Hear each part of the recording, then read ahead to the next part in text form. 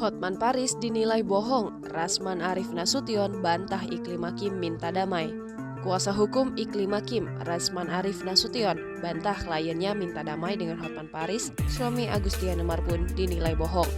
Belum lama ini Hotman Paris menyebut pihak Iklim Hakim telah meminta damai dengan dirinya. Namun kala itu sang pengacara kondang enggan memaafkan karena sudah terlanjur sakit hati. Hotman Paris ingin menyelesaikan polemik dengan Iklim Hakim di pengadilan. Seperti diketahui, Iklim Hakim mengundurkan diri jadi asisten pribadi Hotman Paris dengan alasan Hotman Paris kala itu telah melakukan pelecehan pada dirinya. Mengenai hal ini, Hotman Paris begitu murka. Pasalnya, dia merasa Iklim Hakim telah melakukan pencemaran nama baik. Terlebih, tudingan Iklim Hakim hingga kini juga belum terbukti. Di sisi lain, kuasa hukum Iklim Hakim, yakni Rasman Arif Nasution, kembali murka dengan pernyataan Hotman Paris. Dia membantah kliennya sempat meminta damai dengan Hotman Paris. Rasman menegaskan, Iklim Hakim tidak pernah meminta damai kepada Hotman Paris secara langsung maupun melalui orang suruhan.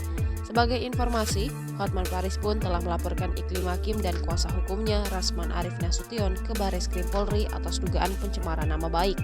Hotman Paris mengatakan, jika tudingan dirinya kelainan seksual sudah sangat menyakiti hatinya. Maka kali ini Hotman tegas bakal seret mereka ke jalur hukum. Dalam hal ini Hotman Paris menekankan jika dirinya tak akan beri ampun, terutama untuk Rasman Arif, pengacara Iklim Hakim.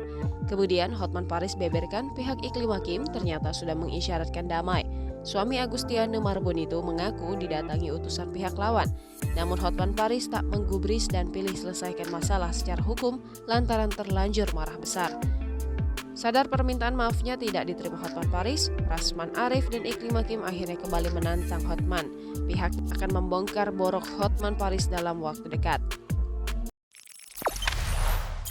Jangan lupa subscribe, share, komen, dan like ya!